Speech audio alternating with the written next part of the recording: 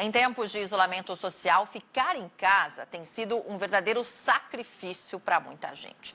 Tem a ansiedade de não poder sair, ir e vir, né? O medo do coronavírus, da economia, são muitas emoções diferentes e que a gente está sentindo pela primeira vez. Mas é preciso ficar atento aos sinais que a nossa mente dá. Por exemplo, um dia ou outro não ter vontade de fazer nada, tá tudo certo, tudo bem. Mas como é que a gente fica sabendo a diferença de preguiça e depressão? É sobre isso que eu converso agora com a psicóloga Marilene Kede. Oi, doutora, já está aqui comigo. Bom dia para você. Falei certo o seu sobrenome? É Kede mesmo? É assim que se pronuncia? Bom dia, querida. É Kede, Marilene Kede. Marilene Kede, então, desculpa, agora falei certinho. Vamos começar falando quais são os sinais de que aquela preguiça que a gente tem, não arrumei a cama hoje, não quero levantar do sofá, de repente essa preguiça está virando uma depressão. Que sinais são esses? É importante distinguir a depressão da preguiça. A depressão é uma doença psiquiátrica crônica que varia de intensidade, leve, moderada e grave. Necessita de tratamento. Algumas das suas características é a tristeza permanente, as oscilações de humor, a falta de motivação, a apatia que a pessoa sente é muito grande, uma sensação profunda de vazio. E esses sintomas, muitas vezes, são interpretados de forma errada por quem não tem muito conhecimento da doença e acabam que confundindo com preguiça. Mas a depressão é uma doença e necessita de tratamento. No caso da preguiça, ela surge eventualmente. Por exemplo, a pessoa não dormiu direito, acorda mais desanimada, mais lenta, ou ela também pode estar associada a uma anemia, um hipotireoidismo, também a questões psicológicas, como uma autoestima baixa, algumas questões internas que precisam ser resolvidas. Então, é bem diferente dos sintomas da depressão, que são persistentes, crônicos e necessitam de tratamento. Agora, doutora, por exemplo, existe um limite de tempo ou isso é muito comportamental? Porque eu fico pensando assim, por exemplo, aqui a gente está fazendo um revezamento. Uma semana a gente trabalha de casa, uma semana a gente trabalha daqui. Aí, por exemplo, tem semanas que eu estou trabalhando de casa super agitada. Quero fazer alguma coisa, ansiosa, fica fazendo, faz exercício, faz isso, faz aquilo. Tem outras semanas que acaba dormindo um pouco mais, aí já sai da rotina, aí já fica com preguiça e tal. Eu acho que é normal, até porque eu também acho que nesse momento é tudo tão diferente, a gente não pode se cobrar tanto por tudo, por ser tão perfeita o tempo inteiro, né? Porque a gente nem sabe direito o que está acontecendo, a gente tem aí direito à nossa ansiedade, à nossa insegurança. Mas, de repente, existe um limite de tempo, algo que a gente tem que ligar aquela luzinha vermelha do tipo, olha, um dia ter essa preguiça, ficar estagnado no sofá não tem problema, 2 dias, uma semana, mas a partir deste tempo, ou quando isso já começa a afetar, de repente, as relações dentro de casa, aí sim a gente tem que ligar aquela luz vermelha e ficar atento porque pode ser um problema mais grave de saúde. Isso mesmo. Eventualmente você tem uma preguiça, uma moleza, uma indisposição. Hoje eu não quero fazer isso, eu não quero fazer aquilo, posterga um pouco, sem problemas. O que acontece no caso da depressão é que os sintomas são persistentes. Então, você está percebendo que vai semana, passa semana, e a pessoa continua apresentando aquela apatia, aquele desânimo, aquela falta de motivação, aquela tristeza persistente, já está se instalando, sim, um quadro de depressão, que é bem diferente de um quadro de uma indisposição, de uma preguiça, hoje eu não estou com vontade de fazer nada, ou mesmo, às vezes, a pessoa preguiçosa já é do perfil dela. Desde sempre ela foi mais lenta, ela posterga as coisas, ela deixa para amanhã, ela deixa para outro dia. Então, já é uma característica da personalidade dela, o que é bem diferente de uma pessoa que está com quadro de depressão. Os sintomas são persistentes. Agora, doutora, por exemplo, o contrário, aquela pessoa que está com excesso de atividades agora também. né? A gente tem pessoas trabalhando em casa, muita gente falando que quando trabalha em casa acaba trabalhando mais tempo, não tem aquele horário um horário que começa, horário que encerra o seu trabalho. Você ainda tem as atividades de casa para fazer, né? Porque você está reduzindo o número de pessoas dentro da sua casa, então você tem as tarefas domésticas, você tem que cozinhar, você tem que lavar louça, você tem que lavar roupa. Muita gente tem tudo isso e ainda tem filho, então assim, tem que cuidar do filho, criança dentro de casa que fica ansiosa. Quando a gente fala nesse excesso de atividades aí, isso também pode levar à depressão? É por isso que é importante organizar a rotina, estabelecer tempo para algumas coisas, né? Para o trabalho, para o lazer, para ficar com as crianças. Organizar a rotina diminui o estresse. Diminuindo o estresse, você diminui o nível de ansiedade. Então, você está beneficiando a sua saúde mental de uma forma geral. Agora a gente está vendo, por exemplo, imagens aqui também de pessoas se exercitando de alguma forma, jogando bola com o filho dentro de casa. A mãe deve ter ficado louca aí nesse momento, que pode quebrar algum vaso, né? Agora, sei lá, plantando, se você tem um quintal, praticando atividades físicas. A gente está vendo várias academias que estão fechadas alugando equipamentos, ou também dando aulas online, as lives, né? Que estão cada vez mais presentes na vida das pessoas, com cultura. Esses tipos de atividades que a gente está tendo, nessas ofertas, elas podem ajudar a você tentar fugir da depressão, a você tentar também ter um momento mais leve do seu dia, nesse momento que a recomendação é não sair de casa?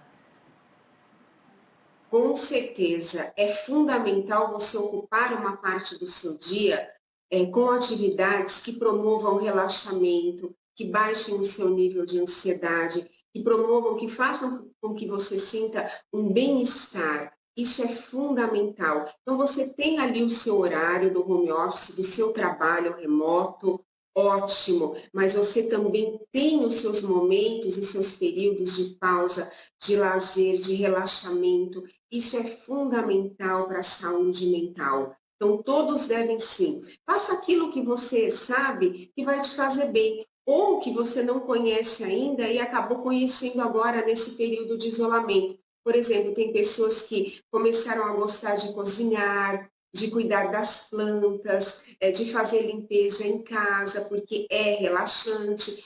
Toda atividade que tira um pouco o foco do problema beneficia a saúde mental. E é isso que todos devem fazer neste momento.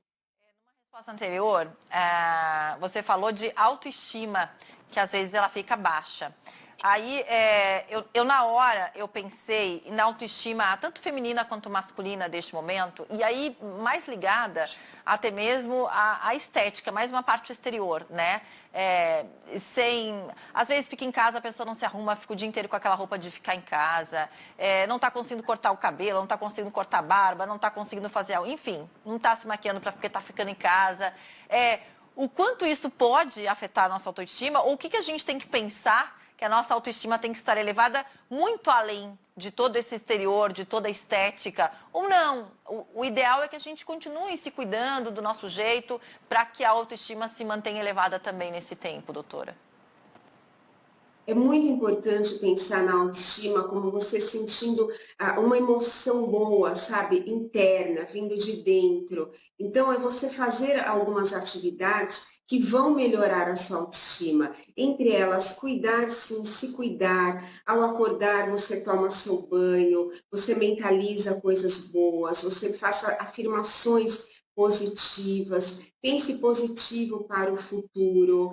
Isso é importante, cuidar da imagem também, cuidando dos cabelos, tendo um cuidado pessoal, isso é importante. O que não vale é você, por exemplo, passar o dia inteiro de pijama, desanimado, com pensamentos pessimistas. Isso vai mexer ainda mais, vai rebaixar ainda mais a sua autoestima. Então, procure se ocupar, fazer alguma coisa que melhore a sua autoestima, que te dê prazer, que faça sentir bem-estar e que você fale, não, vai dar tudo certo, eu estou bem, nós estamos todos juntos nessa luta, vamos vencer esse desafio e vamos para frente, vamos seguir a vida caminhando para frente e cuidando da autoestima da melhor forma possível. Agora, doutora, voltando ali para para quando a gente falou aí de diferenças entre depressão e preguiça, uma pessoa, por exemplo, que nunca tenha tido depressão, mas ligou ali o sinalzinho vermelho, está vendo que ela já está há muito tempo ali naquela procrastinação, com vontade de fazer nada, como você falou, né? Quando começa a ser contínuo, né? É um dia, outro, esse comportamento repetitivo. A gente sabe que muitas consultas agora estão sendo feitas online, que é a melhor maneira. Mas uma pessoa que de repente nunca procurou um psicólogo, um psiquiatra, não tem essa referência, mas está sentindo essa necessidade. Qual caminho essa pessoa deve tomar? É muito importante que se a pessoa estiver sentindo que a tristeza se mantém persistente, que a solidão não está fazendo bem para ela, esse isolamento, que ela está muito ansiosa ou muito angustiada ou sentindo muito medo, vale sim você buscar por recursos que estão hoje à disposição para te ajudar a lidar com essas emoções, com esses sentimentos. Então, busque ajuda, uma psicoterapia online que vai te ajudar neste momento a entender melhor essas emoções e trabalhar, ressignificar, cuidar da saúde mental é muito importante. Então, busque sim, as terapias online estão aí ajudando muitas pessoas neste momento. Não tem uma referência, ela pode também ali usar uma pesquisa na internet, pedir referência para algum amigo se não tiver vergonha, e também se comunicar via telefone ou via aplicativo, e a partir disso marcar uma consulta, né, doutora? Exatamente, é fácil, não é uma coisa difícil, é fácil, às vezes por uma indicação, ou mesmo buscando na internet, tem vários profissionais atendendo, fazendo terapia online e ajudando muitas pessoas nesse momento que precisam saber, aprender a lidar com as emoções que surgiram com esse isolamento, com essa quarentena, para que não evoluam, né? Para que esse quadro que ela está sentindo não evolua para uma depressão, para um transtorno de ansiedade generalizada. É muito importante, principalmente aqueles que já têm um transtorno psiquiátrico de base, que busquem ajuda, sim, terapêutica online. E, doutora, só para encerrar, vou pedir que a senhora dê um recado também para todo mundo, que você dê um recado para todo mundo, a respeito dessa cobrança que a gente está se fazendo ao ficar em casa, né? A gente está se cobrando demais, como eu falei no início. A gente está se cobrando que tem que fazer tudo perfeito, está se cobrando que tem que trabalhar, está se cobrando que tem que se cuidar, está se cobrando demais. Como assim? Eu fico o dia inteiro sentada, eu tenho que fazer eu tenho que fazer uma ginástica, eu tenho que fazer isso. De que maneira a pessoa também pode relaxar? Ver que essa cobrança também não é necessária, não, mas ela também não é boa pra gente, né? E saber que é normal, assim, a gente nunca passou por isso, é tudo novo. Então, tudo que a gente vai sentir agora é novo também, né? Nós já estamos passando por uma situação tão difícil, uma pandemia. Então, tudo que nós pudermos fazer para evitar a autocrítica, o excesso de exigências, de cobrança, pessoas que ficam se sentindo culpadas por não conseguir lidar com tudo, todas as atividades dentro de casa. Nada disso é necessário agora. Organize a sua rotina, tem horários que você possa ter seu lazer, o seu trabalho, uma pausa com você mesma. Se possível, faça meditação. Procure ter uma conexão boa com você e com todos que estão ao seu redor. Se comunique sempre via online com os seus amigos, familiares. Essa rede social é muito importante. Ela traz alegria, vários assuntos, tirando o foco do problema. Isso é muito importante. Então, nada de cobranças nesse momento, de autocrítica, de muita exigência, tanto para si quanto para o outro que convive com você debaixo do mesmo teto, né? Vamos todos agora manter um bom nível de tolerância e respeito. Aliás, doutora Marilene Ked, esse é o nosso assunto da nossa live de amanhã. Até vou adiantar já para o pessoal, a gente vai estar conversando amanhã. Toda quinta-feira, vocês sabem, a gente faz a nossa live a partir das 11h30 da manhã. E amanhã a doutora Marilene vai estar comigo para responder as suas dúvidas sobre esses relacionamentos em casa. Estão sendo muito conflituosos, passar 24 horas por dia em casa. com o seu companheiro, com a sua companheira, com os seus filhos, com adolescentes, como é que estão essas relações. Então, já vou convidar você a partir de agora a participar da live comigo e com a doutora amanhã, 11h30 da manhã, no nosso Facebook do Band News TV. E a partir de agora você pode começar a contar a sua história e mandar a sua pergunta também para a doutora responder amanhã. Você pode fazer um vídeo, contar como é que está a situação aí na sua casa e manda para o nosso WhatsApp. Peguei todo o GC de surpresa, mas assim, vou falar para vocês o nosso WhatsApp. O prefixo é 11 999 589588.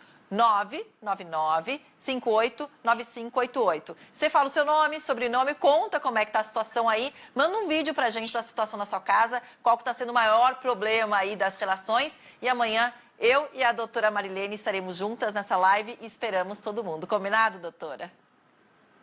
Combinado, ótimo. Vamos conversar bastante, ajudar bastante gente aí a viver de forma mais tranquila e em harmonia com todos. Isso mesmo. Então, até amanhã, doutora. Fico esperando aí as perguntas e os vídeos de vocês para a gente responder tudinho e ajudar todo mundo também a partir de amanhã na nossa live, 11h30 da manhã.